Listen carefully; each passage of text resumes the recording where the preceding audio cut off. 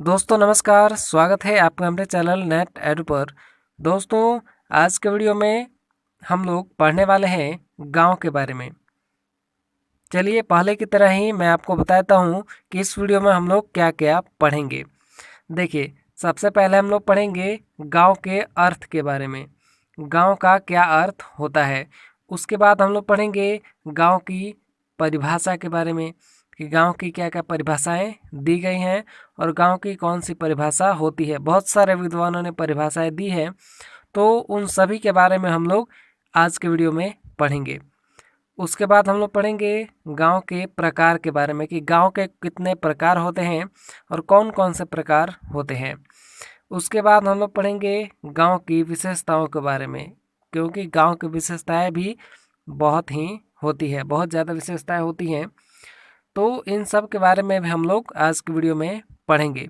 तो वीडियो बहुत ही इंफॉर्मेटिव होने वाला है और बहुत ही इंटरेस्टिंग भी होने वाला है। इसको लास्ट तक ज़रूर देखिएगा और अच्छे से समझने की कोशिश कीजिएगा। तो चलिए शुरू करते हैं और जानते हैं सबसे पहले कि गांव का क्या अर्थ होता है। देखिए, गांव का क्या अर्थ होता है।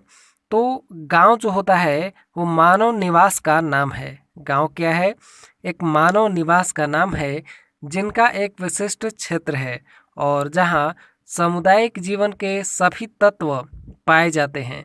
यहाँ रहने वाले सदस्य आपसी आत्मनिर्भरता से सामाजिक संबंधों का विकास करते हैं। गांव क्या है?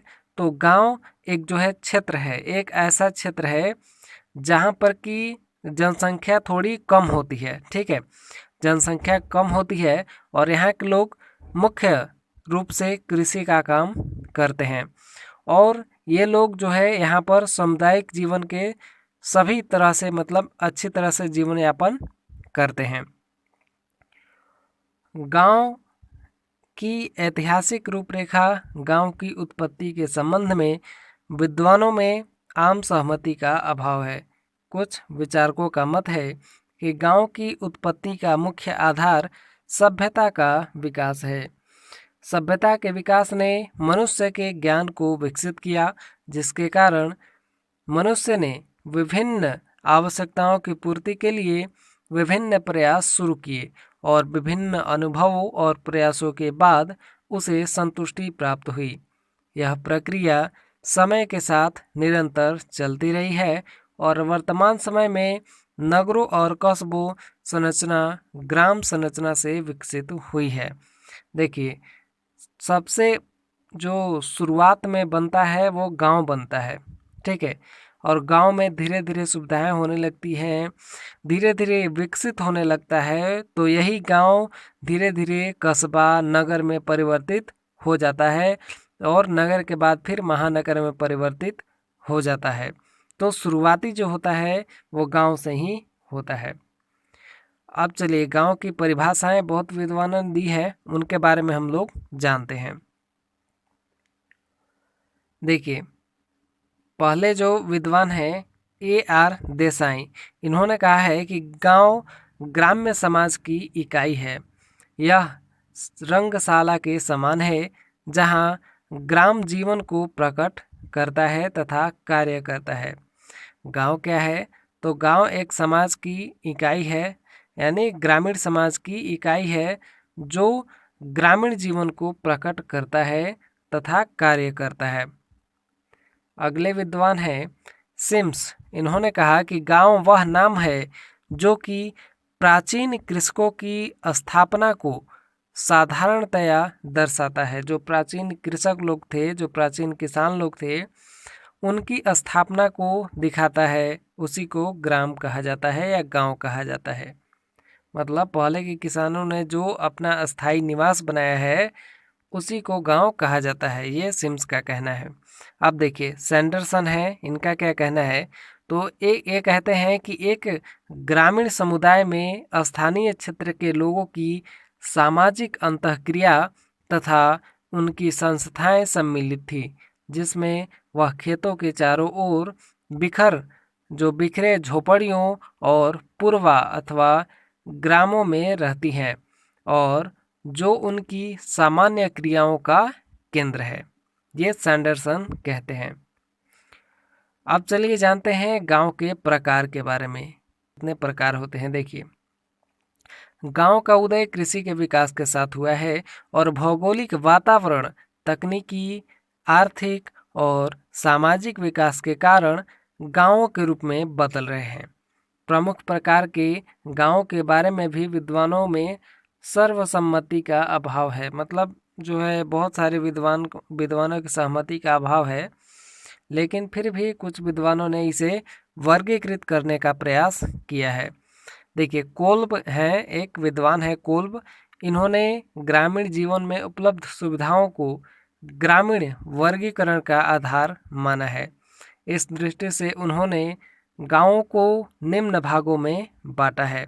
देखिए, टोटल यहाँ पर जो है गांवों को इन्होंने 5 भागों में बांटा है, जिसमें पहला है सहज सुविधाओं वाले गांव, दूसरा है सीमित सुविधाओं वाले गांव, तीसरा है अपर्याप्त सुविधाओं वाले गांव, और चौथा है पूर्ण या आंशिक सुविधाओं वाले गांव, और पांचवा है पूर्ण नगरीय सुविधाओं वाले गांव। देखिए, इन सब के बारे में मैं आपको बताता हूँ। देखिए, सहज सुविधाओं वाले गांव मतलब जो कि रहने के लिए सहज है, रहने के लिए जो है अच्छा है। और सीमित सुविधा मतलब जहाँ पर सुविधाएं तो है लेकिन सीमित सुविधाएं हैं, मतलब कुछ ही सुविधाएं हैं, तो ऐसे गांव को सीमित सुविधाओं वाले गांव में बांटा गया है। अपर्याप्त सुविधाओं वाले मतलब कि जो चीज़ें हमारे लिए उपयोगी हैं वह सभी चीज़ें हमें नहीं मिल पा रही हैं, यानी कि यहाँ पर सुविधाएं जो हैं अपर्याप्त हैं, तो ऐसे गांव को अपर्याप्त सुविधा वाले गांव में रखा जाता है। इसके बाद है पूर्ण आंशिक सुविधा वाले गांव। तो देखिए, पूर्ण सुविधा वाले गांव या आंशिक सुविधा वाले मतलब कि कुछ ही सुविधाएं यहाँ पर हैं, पूरी तरह से सभी सुविधाएं नहीं मिल पाती हैं गांव में, तो उन गांवों को पूर्ण या आंशिक सुविधाओं वाले गांव कहा जाता है। और एक है पूर्ण नगरीय सुविधा वाले गांव, जिसको एक तरह से शहर के जैसा भी कह सकते हैं, क्योंकि इसमें आने वाले गांव में सभी सुविधाएं पूरी तरह से पाई जाती हैं।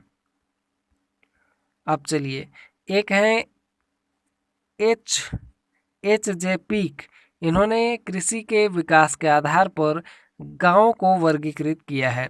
इस दौरान कई अस्थायी और अस्थायी प्रकार के मानव गांवों की स्थापना की गई।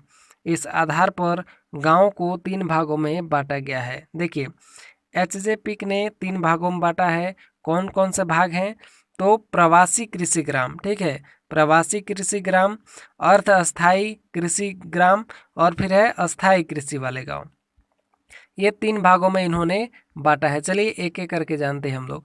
देखिए, प्रवासी कृषि ग्राम क्या होगा? तो इस प्रकार के गांव अस्थायी प्रकार के होते हैं। ऐसे गांवों के निवासी थोड़े समय के लिए किसी स्थान पर रुकते हैं, फिर वह उस स्थान को छोड़ करके दूसरी जगह कृषि करने चले जाते हैं।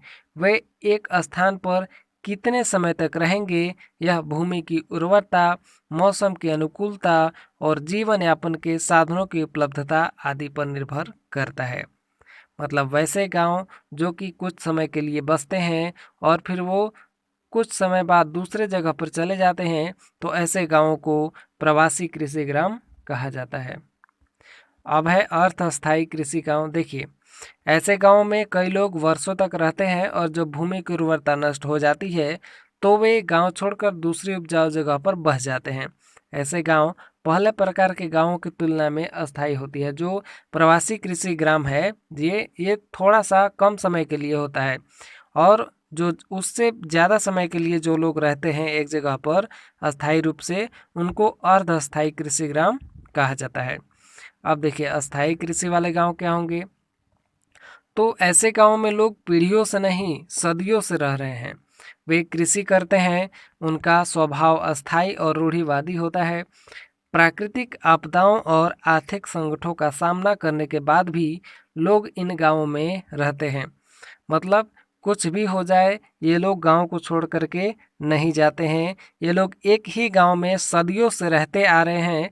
इसी को अस्थायी कृषि वाले गांव कहा जाता है और यहाँ पर खेती भी करते हैं। एक और विद्वान है सोरोकिन, इन्होंने भूस्वामित्व को ग्रामीण वर्गीकरण का आधार माना है।